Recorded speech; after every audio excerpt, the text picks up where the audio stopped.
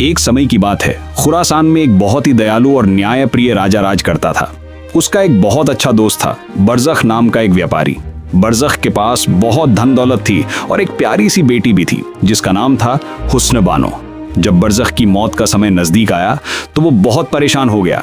उसने राजा को बुलाया और कहा, आलम पनाह, मेरे दोस्त, मेरी जिंदगी की शाम नजदीक आ गई है, मगर मैं अपने दिल पर बोझ लिए दुनिया से रुखसत नहीं होना चाहता।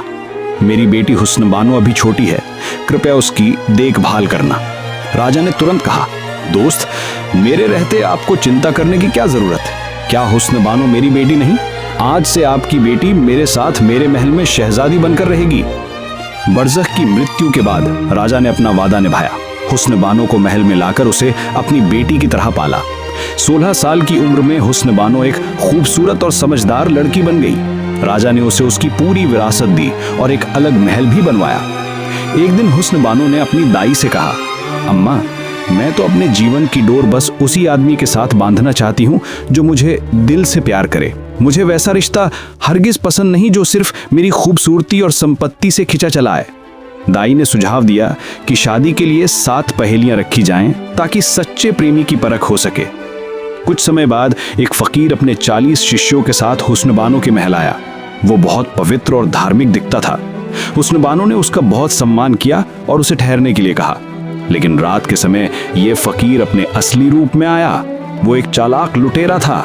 उसने अपने साथियों के साथ मिलकर हुस्न बानो का पूरा महल लूट लिया। सुबह जब हुस्न बानो ने देखा कि सब कुछ गायब है तो वो समझ गई कि यह फकीर ही चोर है। वो तुरंत राजा के पास गई और सारी बात बताई। लेकिन राजा को उस फकीर पर बहुत भरोसा था। उसने हुस्न बानो की बात पर विश्वास नहीं किया और गुस्से में उसे देश निकाला दे दिया। हुस्न बानो अपनी दाई के साथ जंगल में चली गई। वहां उन्हें बहुत कष्ट हुआ।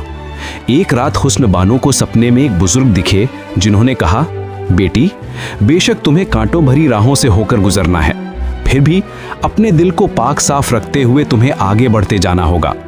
इसी पेड़ की नीचे की मिट्टी खोदने पर तुम्हें खजाना प्राप्त होगा और वो खजाना 7 राजाओं के खजानों के बराबर होगा। अगली सुबह हुस्न बानो ने अपने चाचा की मदद से उस जगह खुदाई की। वाकई वहां एक बहुत बड़ा खजाना मिला। हुस्न बानो ने कहा, मैं तो अपने नसीब को कोसने लगी थी, मगर आज इस धरती पर मुझसा अमीर कोई नहीं है। इस धन से हुस्न बानो ने जंगल में एक शानदार शहर और महल बनवाया। फिर वो एक व्यापारी मारू शाह के भेष में राजा के दरबार गई। उसने राजा से कहा कि वो एक नया व्यापारी है और यहाँ बसना चाहता है। राजा ने मारू शाह का स्वागत किया। हुस्न बानो ने चालाकी से राजा को बताया कि उसके पुराने महल में कुछ सामान रखा है। उसने राजा से कहा कि वहां पहरेदार लगा दें क्योंकि चोरों का डर है। जैसा कि हुस्न बानो ने सोचा था, वो नकली फकीर फिर से लूटपाट करने आया।